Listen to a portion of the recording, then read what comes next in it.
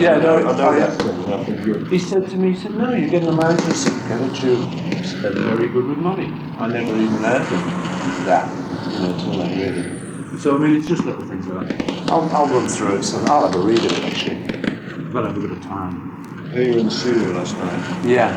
What are you doing? I'm just mixing the track, and we got into it, kind of didn't get out till about 3. It's one of the new ones off the album, yeah. I was mixing an extended mix of it, just having a mess around. Everyone listens to it.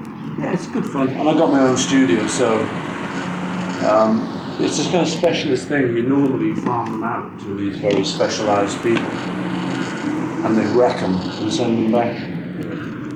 So I decided to try it myself, so I've been working on it. But it's a very good record. It's a really good record. Do you like it? Okay, yeah. Right. Yeah, good, really good. I like it, I have a lot of trouble sort of saying I think it's great, but just because I hear myself say that. I wish I was just a fan or a punter and I could genuinely like it. But it sounds seeming wildly immodest. I do like it. I had a good time doing it, Some good stuff on there, I think. Like I said the other day, I can't be objective yet. But I'm going to take me a couple of months. I can listen to McCartney 1. I can just listen to that. Yeah, I like that one. It's growing on me. Those early You know what I mean? The objectivity. No, it's true that. I'm sure. I mean, I haven't read my book. I have, but I can't really... Yeah, I know what you mean, yeah. That's why... Let me sort of go down. It's a touchy subject, isn't it? When you've done a thing, there it is your presentation. You hope, you meant to get every bit of it right. So, I mean, how do you react to criticism, in fact? Do you take I don't really know. Now I'm being very flash and very nonchalant and saying I don't care. But I haven't seen too many reviews. And when I see bad reviews, it'll hurt me.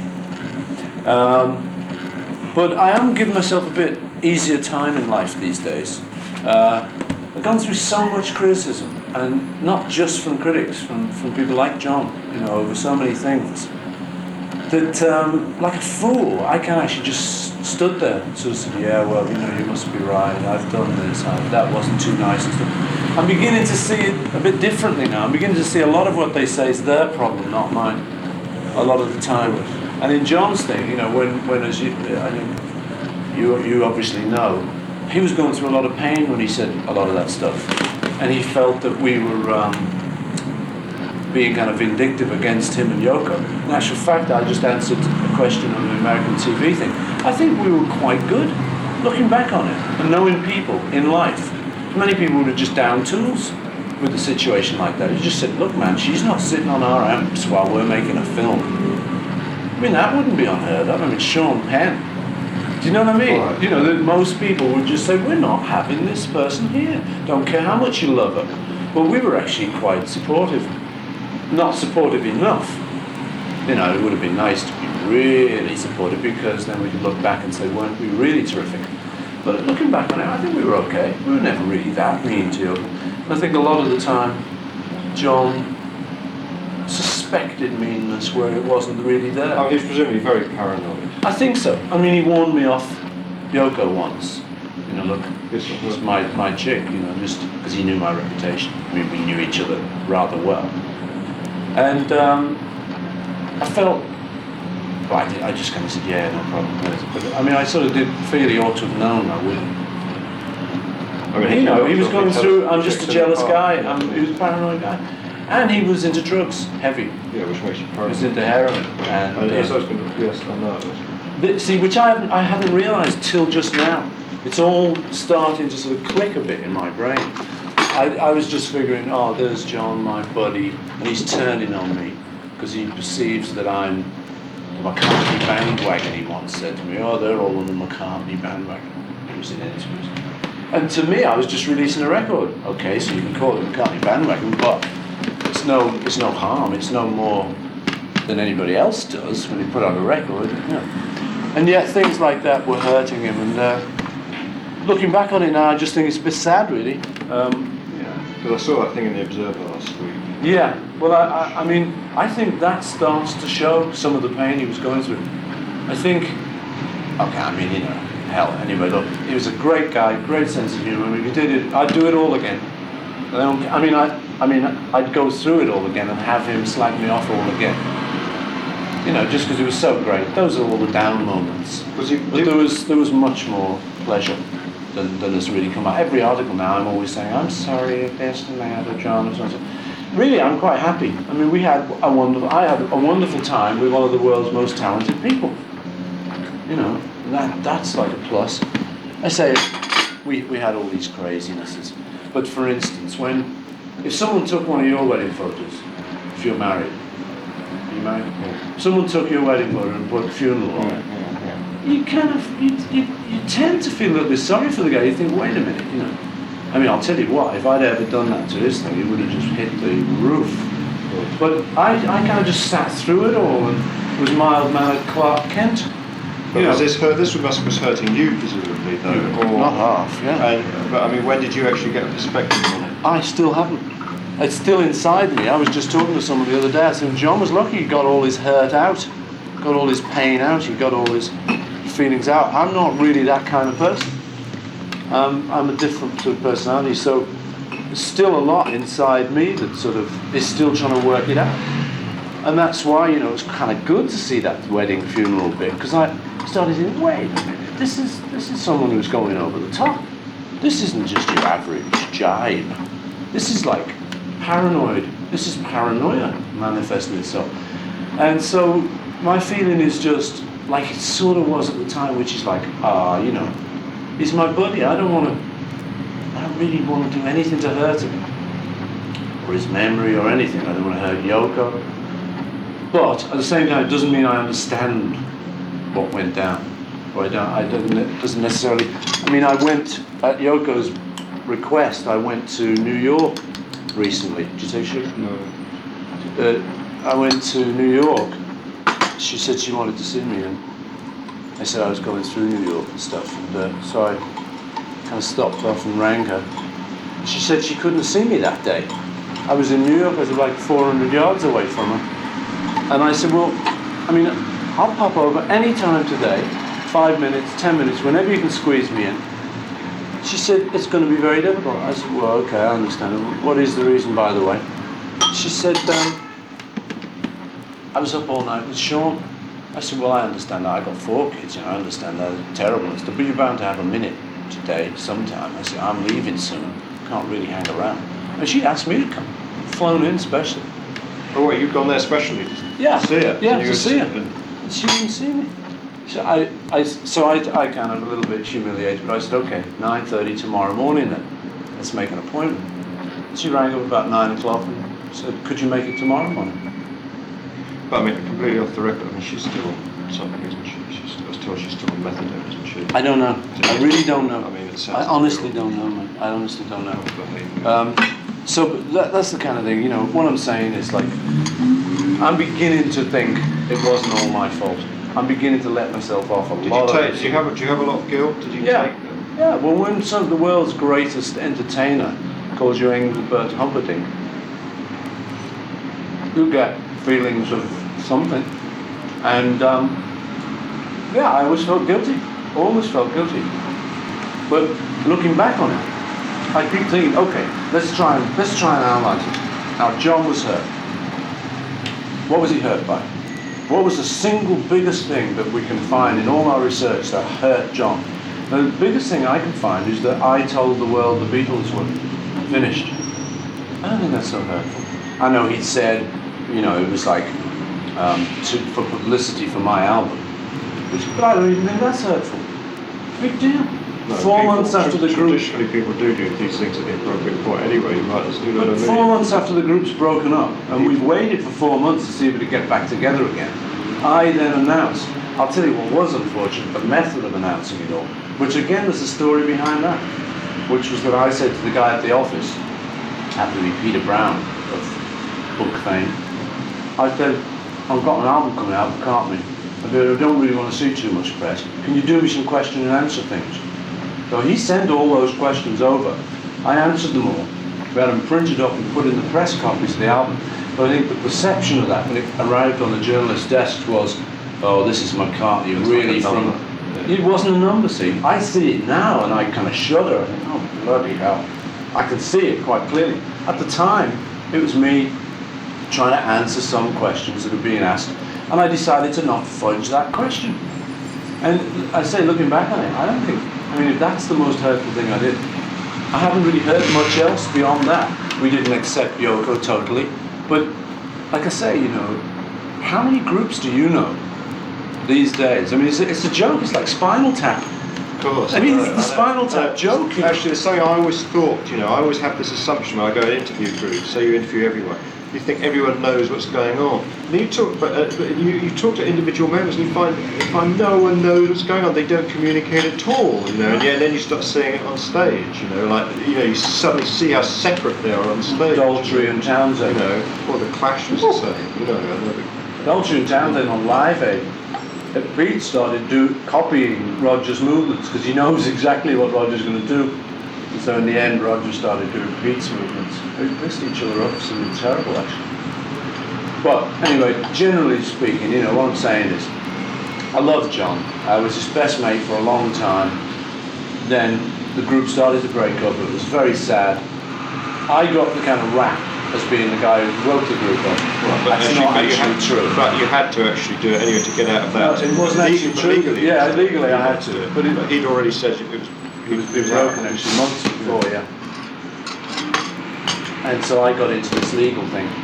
And, you know, looking back on it, I say I got a lot of guilt off that. But you tell me what you would have done if the entire earnings that you'd earned, and in something like the Beatles, entire earnings is a big figure. This is everything we'd ever done through all the American tours, all the record success, everything we'd ever done up to somewhere around about Hey Jude. And that was about to disappear. It was about to go into someone's pocket. And the guy I'm talking about is Klein, and he had $5 million the first year. He took $5 million the first year he managed the Beatles. So I smelled a rat. I thought, well, $5 million in 1 year, how long is it going to take him to get rid of it all? So I started to resist, and I was given a lot of pressure. They said, oh, you're always stalling. This is when it came to sign Klein's contract. You probably heard of this. But they thought it was part of you being involved with Linda as well, didn't they? That you wanted to get the Eastons involved. Really. They said, who are we going to get? We looked at Lord Beeching. We looked at all these people. John interviewed Lord Beeching because he'd done the railways so great. I mean, you're kidding. But we wanted who we called Mr. X. We knew we needed someone after Brian. And so we had a meeting in Iceland and said, we really need Mr. X. And if we can get someone really great, it'd be fabulous. So then the Beeching thing came along, and then I just met my in-laws, Lee Eastman, and I was pretty impressed. And he's a pretty impressive guy. And it would have been great. But obviously everyone worried that because it was my father-in-law, I'd be the one who'd look after. I think there must obviously be some element of that. So that worried him. And quite naturally they just said, no, we can't have him. So in the end it turned out to be Klein. And I said to people, well, I want out of this. And they said, you can't. I said, I want to sue this guy, Klein. And they said, you can't. He's not a party to any of the agreements. So it became clear I had to sue the Beatles. So obviously I became the baddie. I put on a black hat. But afterwards, you see, the thing is, it's like when you get in a sensation in a newspaper and the retraction is always, a week later on the back sports page, at the bottom of the sports page, the truth of that whole thing is that yes, I did take the Beatles to the High Court, which is like a highly traumatic period for me. Imagine, you know, having to front that one out. You know, imagine seriously having to front that one out. The How did you feel through all that? How did you feel through all that? Crazy, just insane, so insecure. Half of the reason I grew the beard, although the other reason was split left. Yeah, but I know people actually, when they put hair on their face, often to hide. It's often a cover-up, yeah. And I had this big beard, so went to the High Court and everything. I managed to save that, and the judge said something about the prattle of a second-class salesman, talking about Klein. And they put in evidence this big, expecting us not to look at it, because their side, I don't think, looked at what they put in. But because my whole life was on the line at that point. I felt this was the fire, this was the furnace, you know. Finally, it arrived. And we used to get shakes in our voices. Neil asked, well, you talk to Neil about some of the meat things. We got the Nixon shakes. It was very something we've never ever had before. Remember Neil quite clearly trying to, the aforementioned parties, as if that's going to help anyway. Shut them up, shut. Peace on earth, boys. But yeah, so we went through a lot of all those problems, but the nice thing was, as I say, afterwards, the little retraction on the sports page was that each one of them in turn, just very, very quietly and very briefly said, oh, thanks for that, save all the money. And that was about all I ever heard about it. I've never, to this day, no one's ever gone into depth. No, it's never actually been said, but or perhaps it has been that you were right. You know, in the end, you were right. But that's what I mean, you know. Well, it was actually said, but again, see, John turned it round, like this thing in the Observer. He said, but you're always right, aren't you? See, there was always this thing. So, I mean, it was crazy for me, because I come from Liverpool, and I thought the idea was to try and get it right, you know. And it was quite surprising to find that if you did get it right, people could then turn that one around and say, but you're always right, aren't you, smarmy? Or whatever, you know. You go, oh, and I'm like intelligent enough to be able to see that angle the minute they go, oh, shit, I hadn't thought of that. It's like moving the goalposts. It's that one, you know, it's like, oh, okay, fair enough. I mean, it occurred quite a few times, you know, because I'm pretty, they kind of, you know, ruthless, ambitious, all that stuff. No more than anyone now trying to break the showbiz. But I'm pretty, can be pretty forceful. If we've got to make a record, I'll actually sit down and write songs. See, I was actually, which can be interpreted as being overpowering and forceful. Go ahead. I was told, I mean, that in fact, and I'd heard this over the 70s, really, that you were kind of the, you know, the driving force in the Beatles. You know that. Sometimes, you know, sometimes I could be. That John would be more interested if you hadn't been around to keep him at it. Say in the early days. Yeah, sometimes. I remember doing Let It Be. We sat in Apple around the table, and I come up with this idea, you know, that we should. I often had an idea. Could be anyone who had the idea, but it happened to be me that Let It Be. I said, it'd be good, you know, if we kind of got in a film and so. I remember John said, why? What for? I kind of explained a bit more. He said, oh, I get it. You want a job? Yeah, that's it. And it was like, oh, he wants a job. And it was like, it seemed strange to me that they didn't, but they seemed quite happy just sort of sitting out in St. George's Hill, you know, just languishing. I always wanted to make the group great and even greater. And when we made Let It Be and it was a bit crummy, I insisted that we made Abbey Road. Because I knew what we were capable of, and I didn't think we pulled it off in that Let It Be. And then with the Phil Spector remix, we kind of walked away from that LP. We didn't really want to know. In fact, the best version of it was before anyone got hold of it. The Glyn Johns early mixes were great, but they were very bare, very Spartan album, but it's great. Now it would be one of the hippest albums going if they brought it. They're probably on bootlegs. Yeah, sure. But before it got its overdubs, before it had all its raw edges off it, that was like one of the best Beatle albums, because it was a bit kind of avant-garde really, because it was just purely as we recorded it down there in Apple or on the roof. It was that, with a good sound on it from Glyn Johns, just a couple of mics over the drums, and that. Very basic, because he's a basic approach. And I loved it. But no, but what was I talking about? On the Let It Be thing, on those things often, yeah. Is it also about the driving? So I became known as being overpowering. So it was Abbey Road we were doing, yeah, Maxwell's Silver Hammer, because I got some grief on that. I took 3 days to do that. Yeah. Now you know how long Trevor Horn takes to do a mix for Frankie. Sure. You know, so that's the strange thing. I feel vindicated as time goes on. I'm beginning to understand what I was doing, and that it was half of it was as innocent as I thought it was. I didn't think we got Maxwell's Silver Hammer right, so I kept pushing to get it right. And they said, man, we spent 2 days on this song already. Which, you know, now, 2 days it takes to switch on the Fairlight. Yeah, it does, man. I had a group the other day, spent 2 days trying to find the on switch. That's serious, you know. But that's what we're into these days, you know. So, let's say, you know, on one of the sessions, it was round about Maxwell Silver Hammer time. This did used to, I'm sure it did piss people off, and much as I tried to not piss people off, obviously, if you are, I don't know, driving force, overbearing, whatever you want to call it, if you are on the ball, a perfectionist, whatever, it can annoy some people. Because some people can just say, oh, come on, man, hang out, come and just have let's go and have a drink, let's go have a smoke or something, let's just lie in bed. which, I did plenty of anyway. I mean, it wasn't as if I was just a relentless crazy. I mean, I did plenty of the other.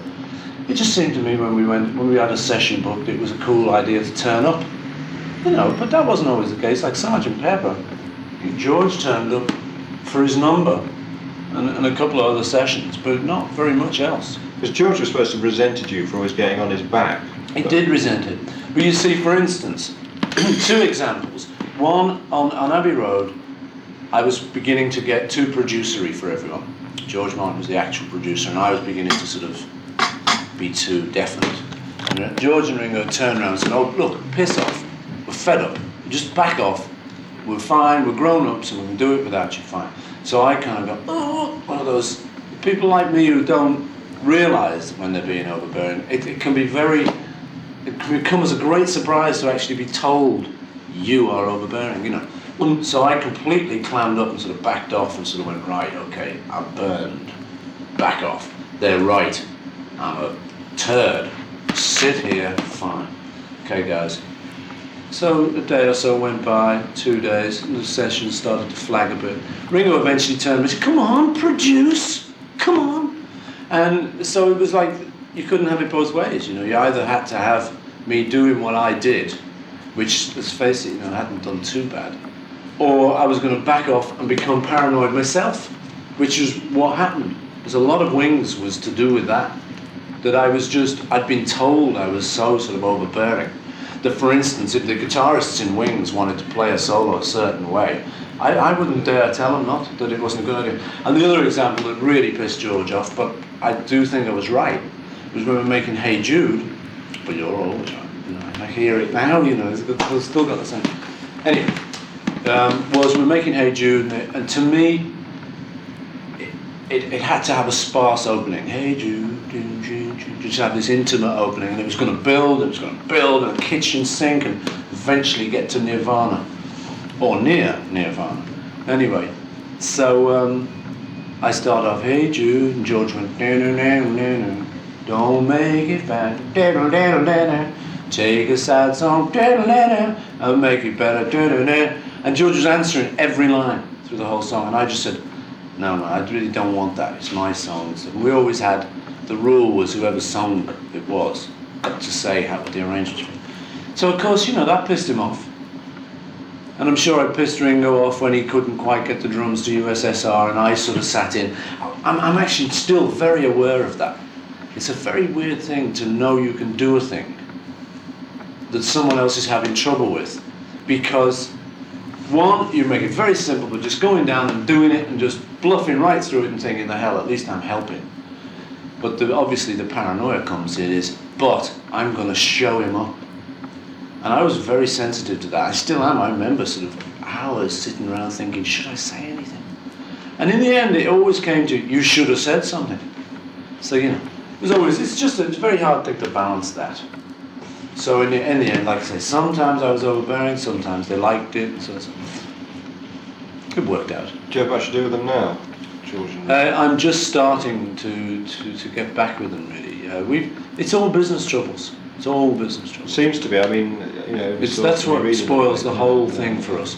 If we don't talk about Apple, we get on like a house on fire. The minute anyone mentions Apple, something comes up, and they'll sort of say, well, you wouldn't show us your records to the accounts or something. And I'll sort of say, but I did. Your man is now at this moment in my office. And I say, oh, like hell he is. And we have major misunderstandings over things like that. But I do bend over backwards to sort of try and not be sort of crazy with that stuff. But so I've just started to see them again. And I had a great day the other day with George. He came down to visit me. And we really had, for the first time in billions of years, we had a nice time. Because George was my original mate in the Beatles. Well, more than... I knew George before. Yeah. Well, he lived near me. See, he lived in Upton Green. Yeah. Little close kind of thing. And I lived in Ardwick Road. And it was like half a mile away. So we were mates, took the same bus to the same school, the 500, which was the Express. So we took the same bus, so we often would sit together. And then we got a guitar about the same time. And we went through the chord books, the same Bert Weedon guitar technique chord books, in which we learned D and A together and McCartney, and we were quite big buddies then. So that was something I'd missed really for all these years. You know, we'd got all professional and Beatles and everything. And you lose that obviously. And he just came down the other day and we didn't talk anything about Apple, and we didn't pick up. Somebody said, so I told somebody else this the other day that I'd seen him, and they said, did you play together? It was American. I said, nope, didn't touch an instrument, didn't do anything. It was just back as mates, like on the bus, because he's very into trees and planting and horticulture, as I am more now. So we talked about planting trees, what's that plant, that's nice. And it was really great to actually sort of relate as two people and try and get all that crap out the window and put it to one side for once. There's such a weight in that stuff. But that seems to be part of the process. He seems to be emerging more anyway, actually, Yeah. the last sort of Yeah, year he's or so. coming He seems to be now. very introverted. We're all kind of coming to. I mean, that we all brushed off this whole Beatle episode and sort of said, well, you know, it's no big deal. Obviously, it's a big deal. It was a huge Quite a big deal. right? It's, you know, if there ever was a big deal, that was it. Like, you know. So I don't think half of us know what happened to us really. I mean, I can never tell you what year a thing was. Literally, they all just go into like a haze for me, the years and stuff. So I know like what we did and what we did, but I keep seeing pictures of myself like shaking hands with Mitzi Gaynor. I think, I didn't know I met her. I mean, it's that vague. And yet, I look as straight as a die in there. I'm not kind of... I mean, is that because you're on Crazy. speed or dope? I or don't whatever, think so. or No, I think it was it's just the momentum. life was speeding. Sure, yeah. You would just meet Mitzi Gaynor for 5 minutes and then you go and meet Jerry Lewis's kids. It's kind of very difficult after a while just to know if you met 50 of them. In LA, you know, we met millions of them. It was probably just at one of those star celebrity bashes. But I keep seeing photos of me with people that I didn't even know I'd met. It's quite embarrassing. It's just saying how I met you, and they're very famous, and anyone else in the world would remember they'd met them. And they It obviously seems like I'm being big time. arrogant. They think I'm being arrogant. Exactly. It's flaco. I mean, it is. Bowie's got that problem too, because he was probably a bit more flaky. But he's got huge periods of his life he just does not know what happened. What a scene. It was a laugh though, I'll tell you that much. We had some good times. But no, you know, that kind of thing goes on. But I mean, were you aware of kind of that?